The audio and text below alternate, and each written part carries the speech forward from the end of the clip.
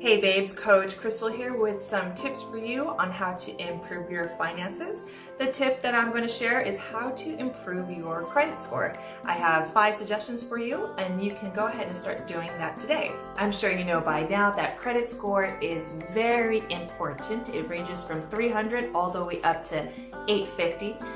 Most people have between 600 and 700, and the reason why credit score is so important is because it factors in your lendability so that when you want to borrow money, creditors know a range of what to charge you. The worse your credit score is, the lower it is. Below 600, the more you're going to have to pay to borrow money. So you want to have a high credit score. I know firsthand how it is to have low credit and not be able to even borrow a pen, let alone any money. I had 450. I started from the bottom. Now I'm here. And I want to go ahead and show you how to improve your credit score as well. The number 1 tip is to marry someone who is rich. Just kidding. Tip number 1 is to check your credit report frequently. You can access your credit report for free on sites like Credit Karma or freecreditreport.com, or you can request them from the 3 credit bureaus. You get 1 free copy a year, so you can go ahead and go to the credit institutions, so the credit bureau institutions, and request your free report, or again, look on one of the free apps. So the purpose of looking at your credit report is because the bureaus are not perfect and there are sometimes errors that are listed in your report. So you want to make sure that everything is correct and every line of credit that you have out or every little report is actually yours. Sometimes it's not, and that could mean identity theft, which you'll have to go through and take care of that, or it could just simply be an error, but you're not going to know unless you check. Number 2 is to creep. So funny. Keep on creep. Yeah. Creeping on the down. Creep on the credit score. Creeping on your credit score. Number 2 is to keep your lines of credit open. Don't close them. A lot of factors go into your credit score, and one of those is credit history. So they don't like it when you're opening and closing accounts. If you have accounts that you are no longer using, if they're not charging a monthly maintenance fee or a yearly fee, keep them open. That way you can keep that history.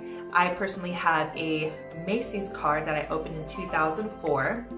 And I don't shop at Macy's, but I keep that open because it is my very first line of credit, and that gives me, goodness, over 13 years of credit history, and I don't want to lose that. So keep your credit accounts open.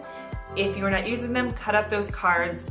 That way no one else uses them, and then frequently check your reports to make sure there's no activity. But having those accounts open and having a long-standing history with them is going to help boost your credit score. Number 3 is to reduce your credit balances. So I told you to keep your lines of credit, your credit cards accounts open, but you want to keep the balances either low or completely at 0. So if you have 6 different credit cards and you have $50 here, $1,000 there, $13 here, that happens. Go ahead and eliminate all those small different balances because that will help you to look good when it comes to your credit score. And of course, with the large balances, you don't want to have anything more than 30% over the 50% line of the total balance.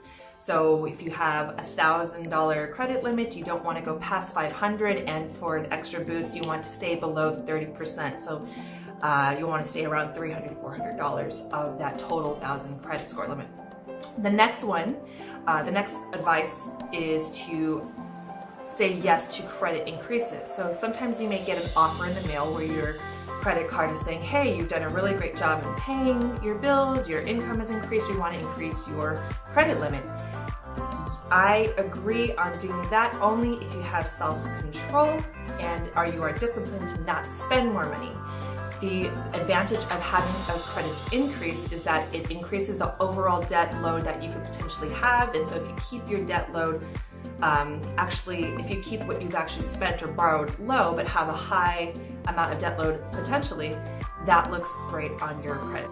Tip number 5 is to fix any issues that you have with your creditors.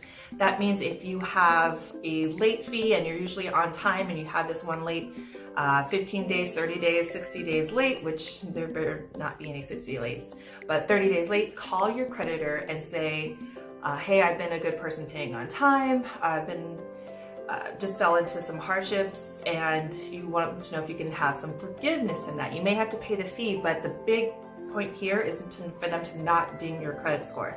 So if you do happen to be naughty and miss a payment, make sure to call them, speak to someone, let them know the situation. If you don't let them know the situation, they're just going to assume that you are being negligent. And most of the time, these creditors for credit cards will work with you. So if something happens negatively on your card, maybe a check balance, again, that missed payment, whatever it is, go ahead and call them directly and try to work out a situation where they will not ding your credit report. So those are the 5 tips that I have for you on how to boost your credit score. Of course, there's many other ways you can do so. You can either search online or hit me up with a DM, leave a comment, and I will get back to you. Or I would do this, go to my website, richfitbitch.com, and look for more insight and tips, such as the one I just shared. You can also learn more about how to get your finances into shape with my Financially Fit Bootcamp series that is starting every month. It's private groups, private training, online courses, and a fabulous workbook that will help you get your finances into shape within 30 days. So more about that at financiallyfitbootcamp.com. You can follow me, Krystal, at Krystal Wanders on Instagram. Also, please make sure to follow the Rich Fit Bitch account on Instagram and Facebook. And for more details, go to richfitbitch.com. Like, share, and subscribe this, please. If you found this helpful, leave a comment. This is a new channel, so we definitely want to boost the views on this. Please like, share, and subscribe. Thank you so much for watching, and let me know how I can help you next on your financially fit journey. Bye, babes.